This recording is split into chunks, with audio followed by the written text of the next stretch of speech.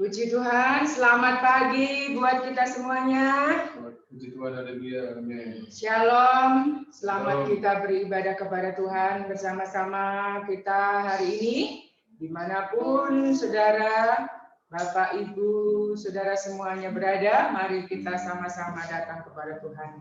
Kita akan beribadah untuk memuji dan menyembah Tuhan. Kita akan nyanyikan pujian kepada Tuhan.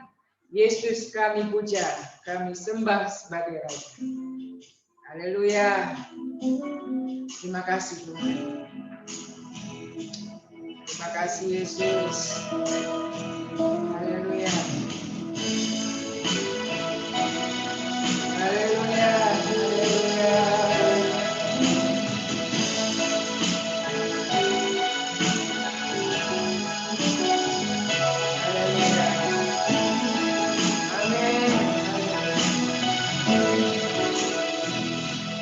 Sama-sama kita nyanyikan pujian. Haleluya. Yesus kami puja, kami sembah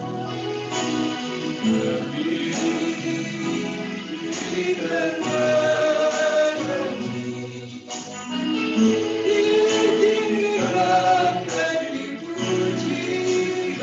Yesus kami puja. Haleluya. Amin. Kami sembah sebagai Raja.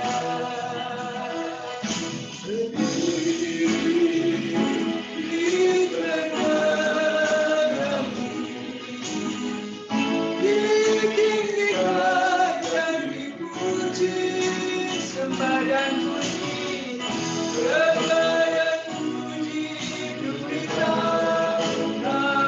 Katakan sembah dan puji, Tuhan amin. Sembah dan puji, Tuhan Yesus Tuhan adalah Raja. Yesus kami puja dengan segenap hati.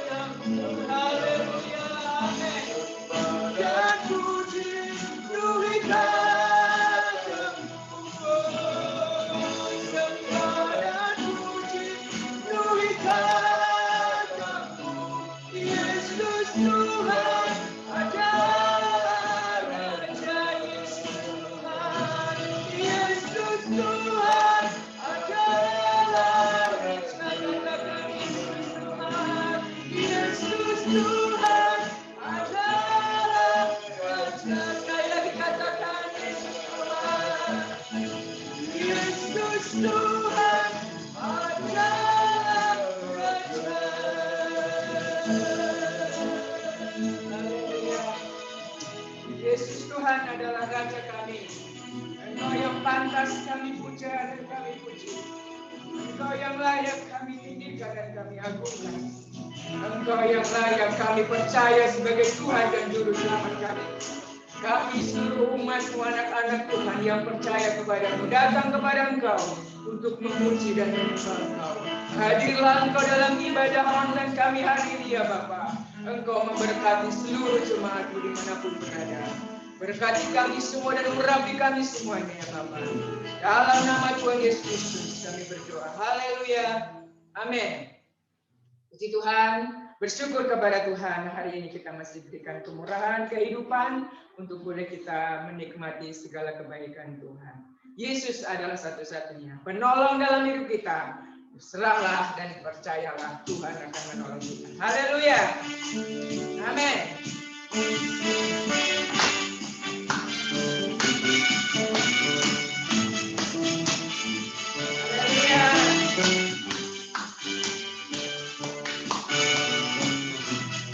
Yesus itulah satu-satunya.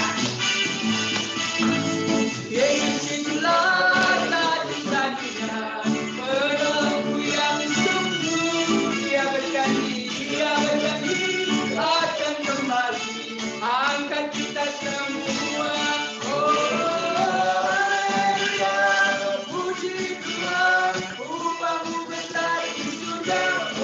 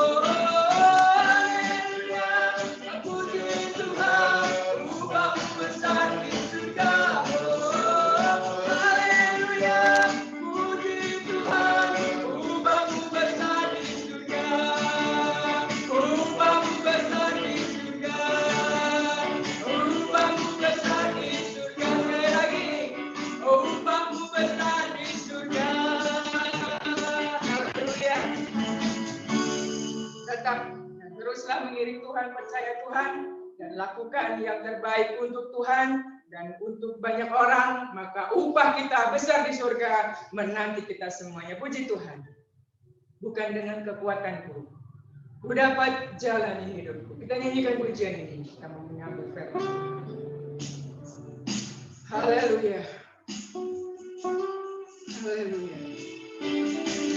Terima kasih. Engkau bersama kami. Kami kuat di dalam Tuhan. Haleluya. Haleluya. Amin.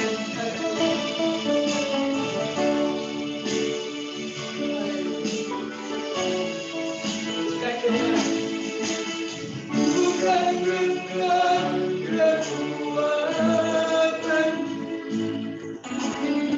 ku dapat jalani hidupku tanpa Tuhan yang di sampingku. Ku tak mampu sendiri. Engkaulah Tuhanku yang menolongku. Ku pandang wajah-Mu dan berseru, menolongku datang dari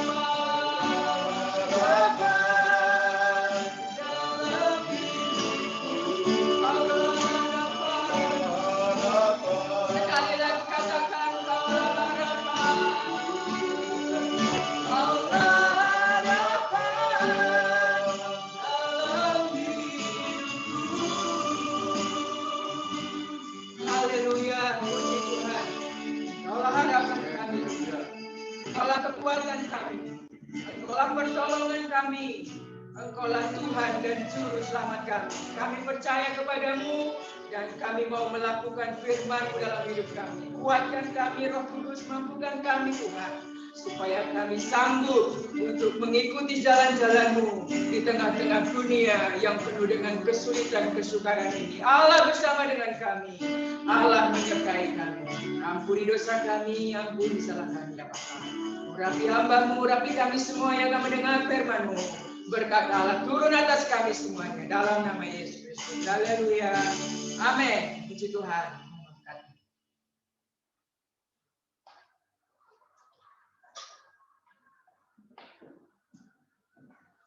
Shalom Bapak Ibu Saudara yang sekasih dalam Tuhan.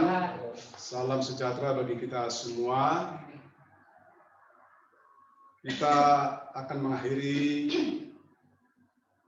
bulan Februari ini atau minggu yang terakhir, dan besok kita sudah masuk dalam minggu yang pertama di bulan Maret. Tanpa terasa waktu tetap berjalan, kehidupan pun tetap berjalan, sekalipun perjalanan hidup kita diwarnai oleh banyak penderitaan demi penderitaan, amat terlebih ketika pandemi COVID-19 ini belum kunjung kapan berakhir. Seperti yang saya sampaikan kemarin hari Minggu, di mana firman Tuhan dengan tema bertahan di saat pandemi COVID-19. Ya, bertahan sekalipun COVID-19 atau pandemi COVID ini masih ada di tengah-tengah kita. Bagaimana cara bertahan? Kemarin sudah saya jelaskan. Saat ini saya ingin mengajak Bapak dan Ibu Saudara yang sekasih dalam Tuhan. Saya akan memberikan tema firman Tuhan dengan tema di balik penderitaan ada berkat yang Tuhan sediakan. Sekali lagi, di balik penderitaan ada berkat Tuhan, ada berkat yang Tuhan sediakan. Dari tema ini saya mencoba mendasari dari firman Tuhan melalui kitab Rut pasal yang kedua ayat yang ke-10 sampai ayat yang ke-12. Saya akan bacakan terlebih dahulu buat kita semua supaya sedikit banyak kita mendapatkan gambaran tentang tema ini. Dikatakan demikian, lalu sujudlah Rut menyembah dengan mukanya sampai ke tanah dan berkata kepadanya, mengapa aku mendapat belas kasihan daripadamu, sehingga Tuhan memperhatikan aku, padahal aku ini seorang asing. Boas menjawab, telah dikabarkan orang kepadaku dengan lengkap segala sesuatu yang engkau lakukan kepada mertuamu sesudah suamimu mati, dan bagaimana engkau meninggalkan ibu bapa dan tanah kelahiranmu, serta pergi kepada suatu bangsa yang dahulu tidak engkau kenal. Tuhan kiranya membalas perbuatan itu, dan kepadamu kiranya dikaruniakan upah sepenuhnya oleh Tuhan Allah Israel, yang di bawah sayapnya engkau datang berlindung. Bapak Ibu yang saya kasih dalam Tuhan, saya ingin mengajak Bapak Ibu sedikit belajar, ya, atau kita belajar dari kehidupan Rut ini. Namun sebelum saya jelaskan sesuai dengan tema tadi yang saya sampaikan, di balik penderitaan ada berkat yang Tuhan sediakan, dan didasari dari kitab Rut ini. Penderitaan adalah suatu pengalaman yang menyakitkan, ya.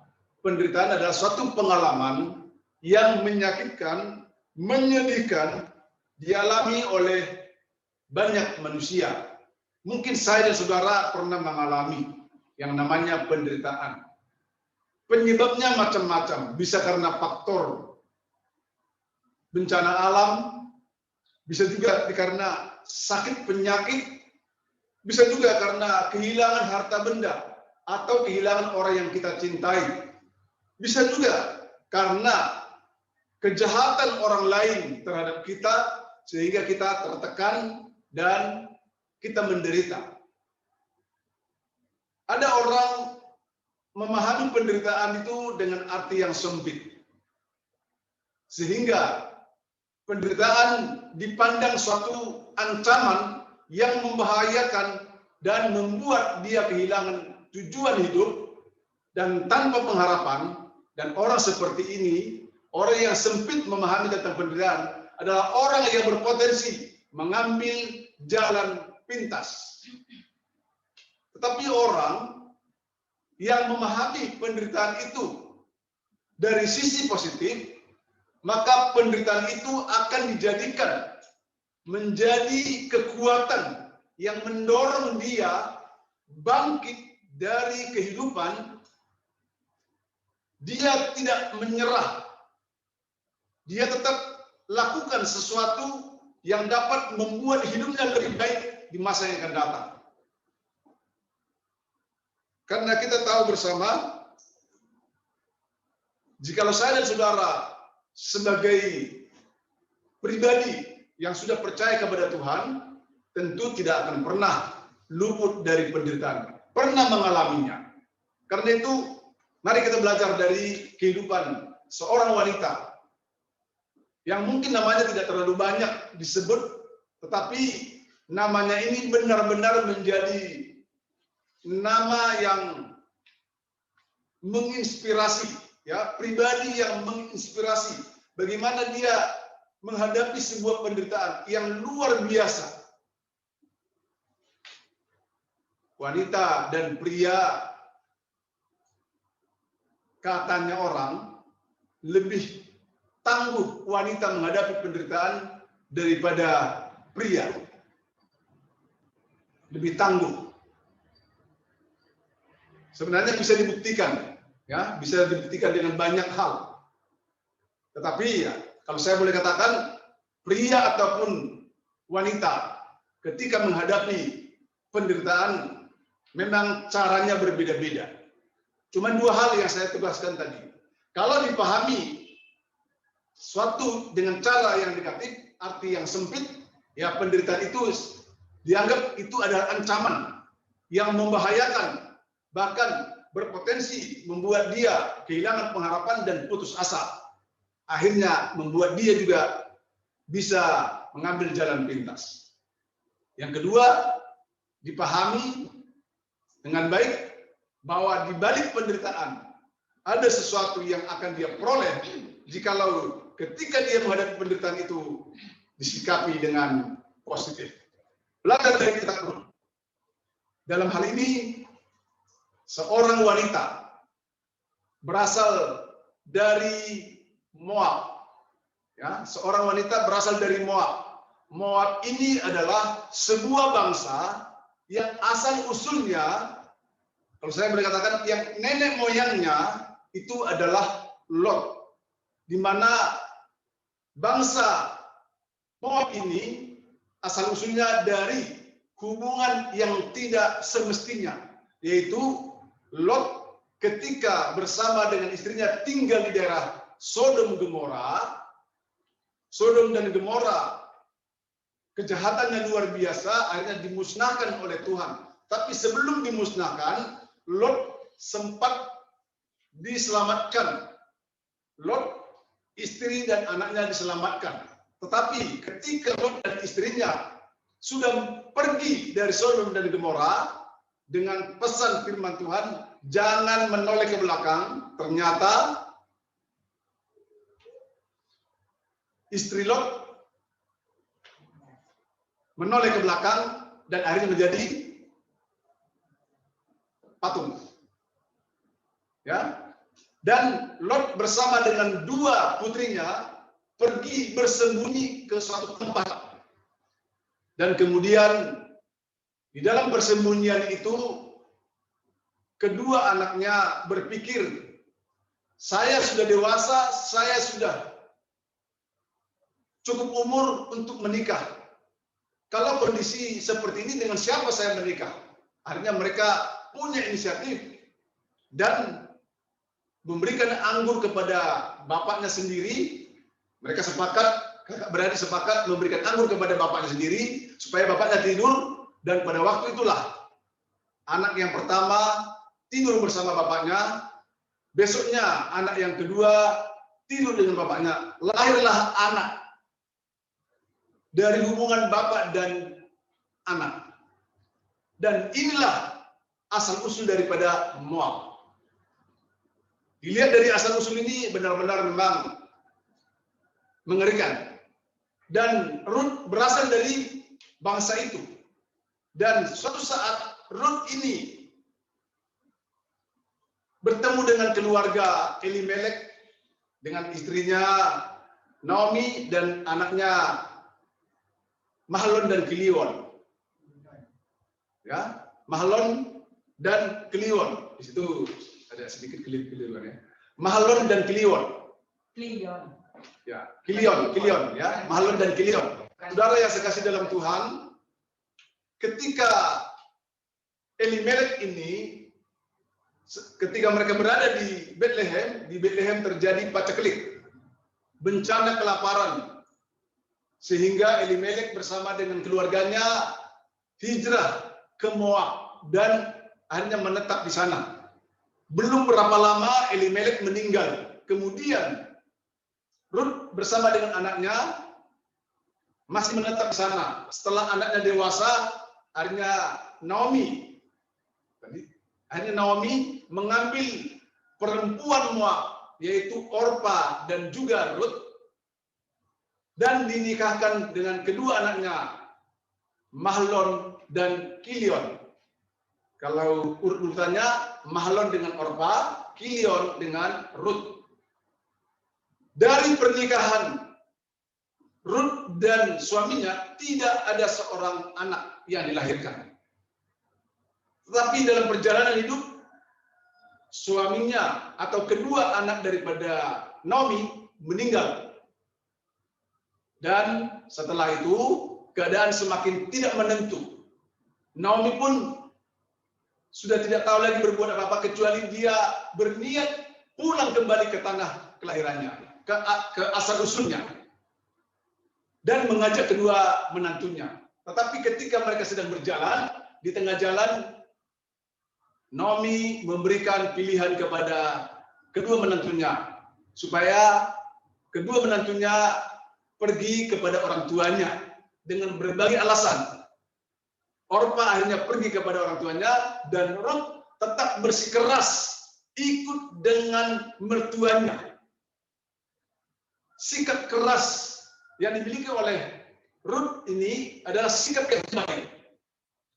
Bagaimana dia menghormati mertuanya, bagaimana dia ingin memelihara mertuanya.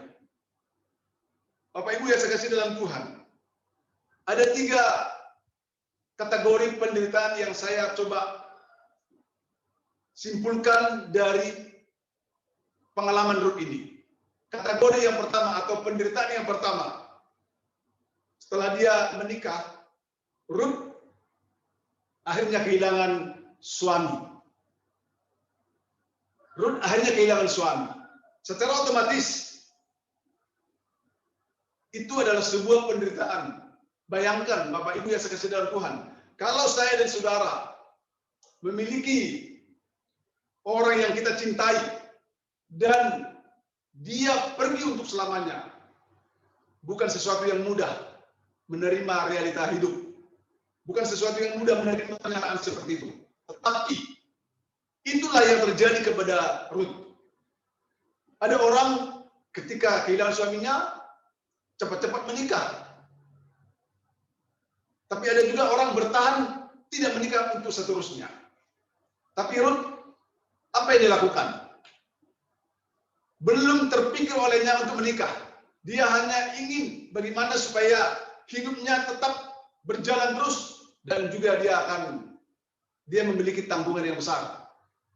Penderitaan yang kedua, Rut tidak memperoleh anak dari pernikahannya dengan Kilion suaminya. Status menjadi janda setelah dia kehilangan suami itu aib. Ya, itu aib. Dan status pernikahan yang tidak dikaruniai anak, itu juga aib.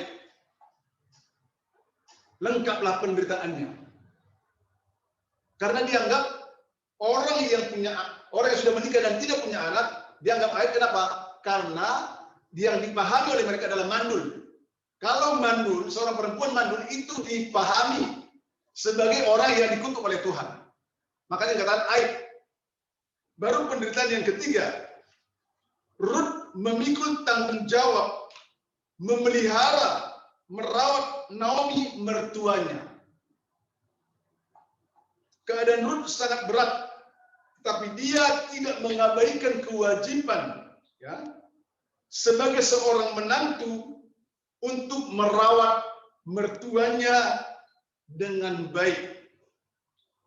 Bapak Ibu yang saya kasih dalam Tuhan, terasa lengkap penderitaan Rut ini. Mau apa lagi? Mau mengerjakan apa lagi? Tidak terlintas di pikirannya apa yang akan terjadi di kemudian hari. Tetapi sekalipun dia menderita, dia tetap melakukan prinsip hidup, tidak mau menyerah, dan tetap menjalankan kewajibannya sebagai seorang pribadi. Dia tetap berjuang, dan dia tetap memelihara mertua. Itu beban. Tetapi apa yang terjadi? Karena dia punya prinsip dan pantang menyerah, akhirnya dia sampailah ke Bethlehem. Kalau kita membaca di dalam kitab Rut pasal yang kedua, saya akan bacakan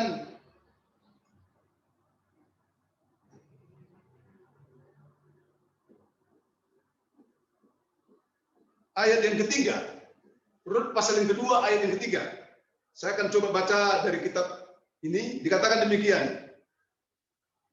Pergilah, lalu sampai di ladang dan memungut jelai di belakang penyabit-penyabit. Kebetulan ia berada di tanah milik Boas yang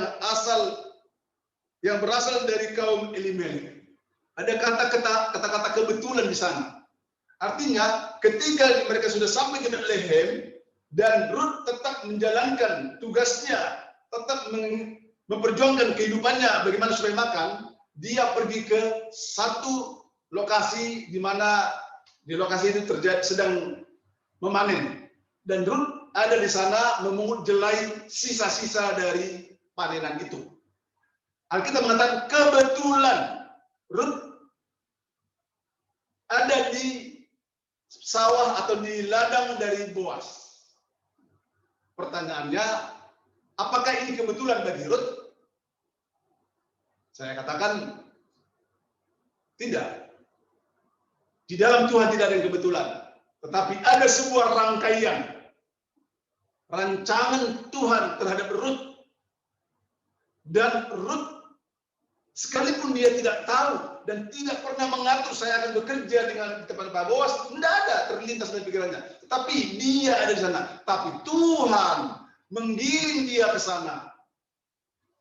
Dan itulah yang akhirnya membuat hidupnya berubah.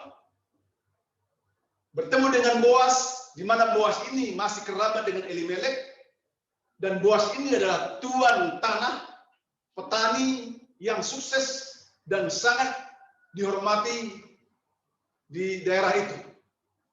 Padahal sebagai seorang yang sukses, dia bisa memiliki apa saja. Bahkan pada waktu itu dia belum punya istri. Singkat cerita, dengan berbagai proses, akhirnya Rut pun menikah dengan Boas. Rut menikah dengan Boas. Setelah Rut menikah dengan Boas, kemudian hasil pernikahan mereka lah menjadi nenek moyang, kakek, menjadi nenek dari Daud yang kemudian menjadi garis keturunan sampai kepada Tuhan Yesus. Bapak Ibu yang saya kasih dalam Tuhan, saya ingin tekankan kepada kita semua, siapapun kita pernah mengalami yang namanya penderitaan. Penderitaan bukanlah pilihan hidup, tetapi pengalaman hidup. Jadi tidak ada orang yang saya ingin menderita, enggak. Tetapi siapapun kita pernah mengalami penderitaan. Makanya saya katakan penderitaan bukan pilihan hidup, tetapi pengalaman hidup. Jika kita memahaminya dengan sempit, maka endingnya nanti kesusahan yang tidak kunjung selesai. Tapi jika kita memahaminya dengan positif, maka itu akan mendorong saya, mendorong saudara untuk bangkit menjalani hidup pantang menyerah. Dan saya yakin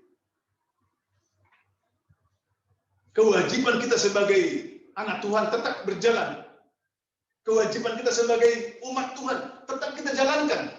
Maka simpati, empati dari orang lain ketika kita sudah berjuang dengan maksimal, maka orang akan berempati dengan kita, bersimpati dengan kita. Kalau manusia saja bisa menaruh empati kepada kita, menaruh simpati kepada kita, saya yakin Tuhan jauh lebih berniat menaruh simpati dengan kita. Kenapa? Karena saya, saudara, tetap menjalankan fungsi kita sebagai manusia dengan benar, pantang menyerah, jalankan kewajiban sebagai orang percaya, yaitu beribadah, memuji Tuhan. Sebagai masyarakat biasa, tetap jalani hidup seperti normalnya. Jangan justru mencari kambing hitam, mencari kesalahan orang lain. Tapi mari kita belajar, mengoreksi diri kita.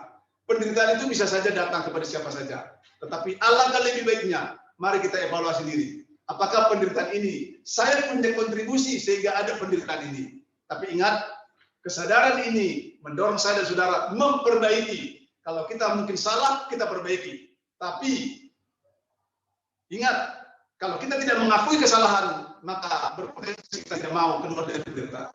Doa dan harapan saya, kesadaran bahwa penderitaan yang kita alami dengan kekuatan kita tidak mungkin. Tapi ketika kita sadar bahwa Tuhan sebagai pribadi yang bersedia menolong kita, maka berkatnya akan tersedia bagi kita semua. Seperti tema yang saya katakan tadi, di balik penderitaan ada berkat yang Tuhan sediakan. Bagi saudara yang saya kasih dalam Tuhan, mungkin saudara sedang mengalami sesuatu yang tidak diharapkan. Tapi percayalah, lakukan saja kewajibanmu kepada Tuhan. Lakukan kewajibanmu secara normal di masyarakat. Saya yakin, kalau orang lain melihat perjuangan kita, menghargai perjuangan kita, menilai perjuangan kita, amat terlebih dari Tuhan. Kalau orang lain simpati dengan kita, maka dia juga bersedia menolong kita. Apalagi dengan Tuhan. Percayalah, Tuhan pasti menolong kita semua. Tuhan Yesus memberkati. Kita nyanyikan satu pujian kepada Tuhan. Bila kau izinkan sesuatu terjadi. Amin.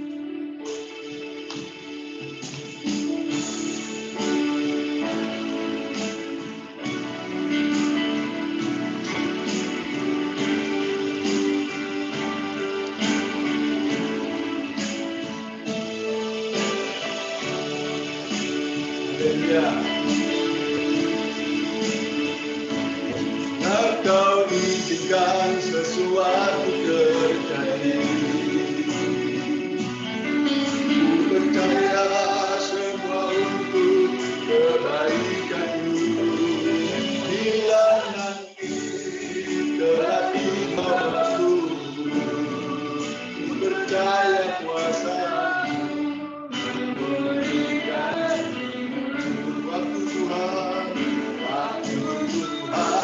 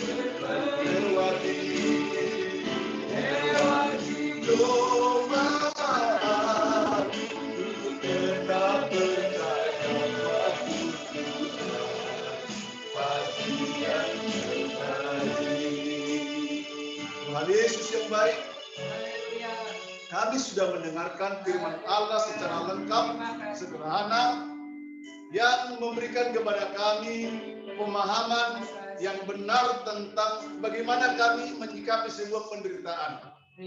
Jikalau kami memahaminya dengan benar, maka kami akan menikmati di balik penderitaan ada berkat yang Tuhan sediakan buat kami. Setiap kami yang hadir, yang mengikuti ibadah ini diberkati oleh Tuhan. Jikalau di antara kami ada yang saat ini sedang menderita dengan kondisi yang tidak pernah terpikirkan, kami percaya kalau mereka tetap di dalam Tuhan, mereka tetap melakukan kewajibannya sebagai anak Tuhan, sebagai masyarakat. Kami percaya bagaimana Engkau telah memberkati Ruth, sekalipun dia dari keturunan asing, asal usulnya yang mengerikan, tapi Tuhan tetap memberikan pertolongan, memberikan berkat kepada orang yang mengalami, mengikuti semua nasihat kebenaran firman Tuhan. Berkati kami semua, berkati anak-anak Tuhan dimanapun mereka berada. Terpujilah nama Tuhan, ampuni dosa dan kekurangan kami. Di dalam nama Tuhan Yesus Kristus, kami berdoa dan mengucap syukur. Saudaraku yang saya kasih dalam Tuhan, terimalah berkat, anugerah damai dan sejahtera dari Allah Bapa, cinta dan kasih sayang dari Putra Yesus Kristus, serta persekutuan dalam Roh Kudus menyertai memberkati kita semua dengan segala yang baik, mulai hari ini sampai selama-lamanya. Dalam nama Yesus Kristus. Haleluya. Amin. Shalom, selamat pagi buat kita semua yang telah mengikuti acara ibadah, acara online. Tetap bantu dalam doa proses pembangunan gereja kita di daerah Juruk masih berjalan dengan baik. Saat ini tahapan penggalian untuk fondasi cakar ayam. Kita doakan supaya dalam minggu ini fondasi sudah bisa dikerjakan. Bagi saudara yang ingin berpartisipasi, bisa langsung menghubungi Ibu Gembala dan juga bisa langsung transfer kepada rekening panitia. Tuhan Yesus memberkati kita semua. Salam dan selamat bertemu minggu yang akan datang. Tuhan Yesus memberkati.